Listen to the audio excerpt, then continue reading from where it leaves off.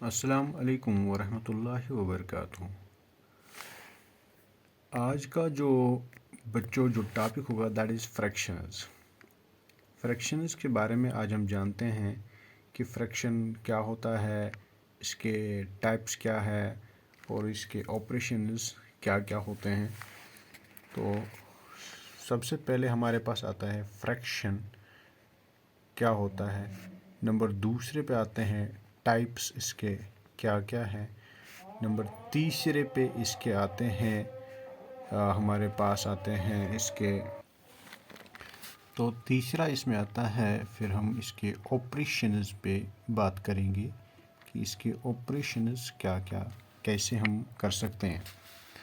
तो सबसे पहले अगर हम बात करेंगे कि फ्रैक्शन किस चीज़ को बोलते हैं, तो ध्यान रखिए कि क्या होती है फ्रैक्शन। फ्रैक्शन हम उन नंबर्स को बोलते हैं जो p/q फॉर्म में होंगे। इन्हें numbers in the form of p/q उनको बोल सकते हैं, ये फ्रैक्शंस होते हैं। लेकिन साथ में याद रखिए कि q is not equal to 0। And दूसरी बात, जो p एंड q है, p and q are coprime. ये क्यों ज़रूरी यहाँ पर लिखना है, क्योंकि वरना बहुत सारे नंबर्स एक दूसरे के बराबर आ जाएंगे, जो हम आगे देखेंगे कि कैसे वो एक दूसरे के बराबर आ जाएंगे। तो हर नंबर को अलग अलग रिप्रेजेंट करने के लिए आपको याद रखना है कि p एंड q जो है वो आपस में को-प्राइम होना चाहिए ना। यहाँ पर वर्ड आता है को-प्राइम। को-प्राइम किस को बोलते हैं, ये कौन से नंबर्स होते हैं। अगर हमारे पास दो नंबर है, एक है p एक है q, और अगर उनका HCF 1 के बराबर आया तो उस वक्त उसको बोला जाता है दे आर को-प्राइम। मान लें मैं यहाँ पर एक एग्जांपल देता हूँ। अगर मैं यहाँ पर लिखूँगा 2 और 3, ये हमारे पास दो नंबर्स हैं। जब मैं इनके HCF निकालता हूँ, HCF जब 2 और 3 की मैं निकालता हूँ, 2 के फैक्टर्स में अगर मैं देखूँगा तो उसके फैक्टर्स आता है 2 एंड 1। जब 3 के प्राइम फैक्टर्स को देखा जाए तो वहाँ से आता है 3 एंड 1। तो इन दोनों का जो कॉमन और हाईएस्ट फैक्टर है, एक तो है कॉमन फैक्टर, लेकिन सबसे बड़ा भी यही है जो इनमें कॉमन है, हाईएस्ट कॉमन फैक्टर।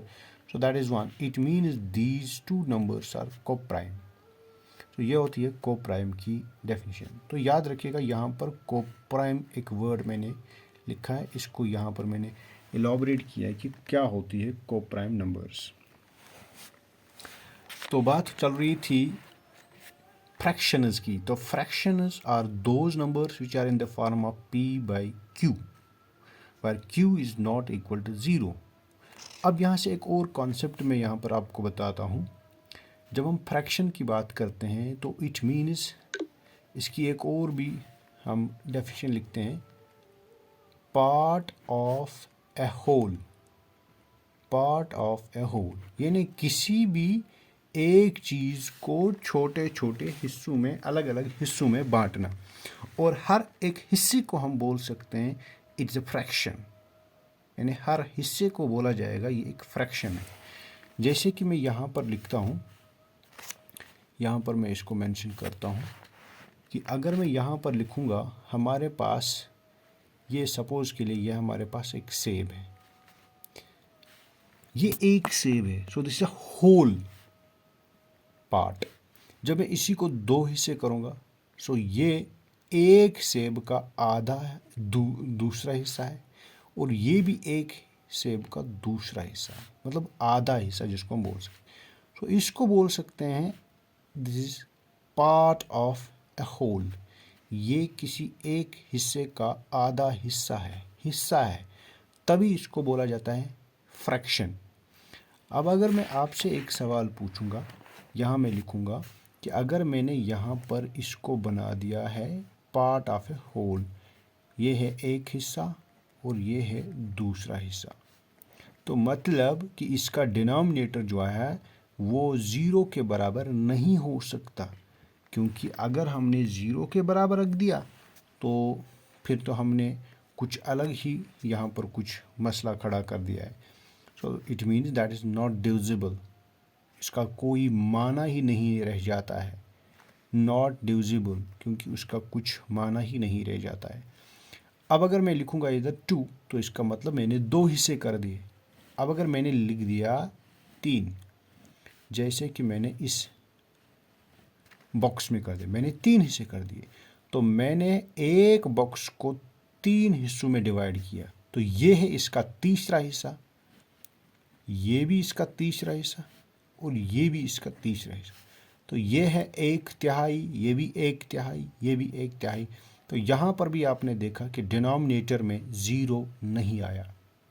एक और एग्जांपल मैं देता हूँ कि अगर मेरे पास ये एक ट्रायंगल है, मैं इसको ऐसे 4 हिस्सों में डिवाइड करता हूँ, हर एक हिस्से का होगा, मैंने 4 हिस्से किए इसको, तो चौथा हिस्सा, और ये भी है इसका चौथा हिस्सा, मतलब सारे इसके हैं 1/4, चौथा हिस्सा यहाँ पर मैंने बना दिया। So this is also a fraction. इसमें भी आप लोगों ने देखा कि यहाँ पर भी ज़ीरो नहीं आया। अब एक और चीज़ भी आपने देखा होगा कि ये 2 भी आया, 3 भी आया, 4 भी आया, कभी 5 आ सकता है, कभी 6 आ सकता है, कभी 7 आ सकता है, कुछ भी आ सकता है। अब क्वेश्चन है, क्या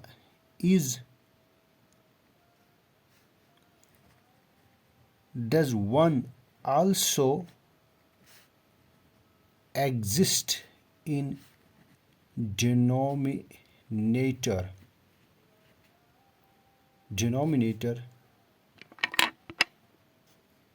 in fractions? क्या फ्रैक्शंस में डिनोमिनेटर में 1 आप लोगों ने देखा?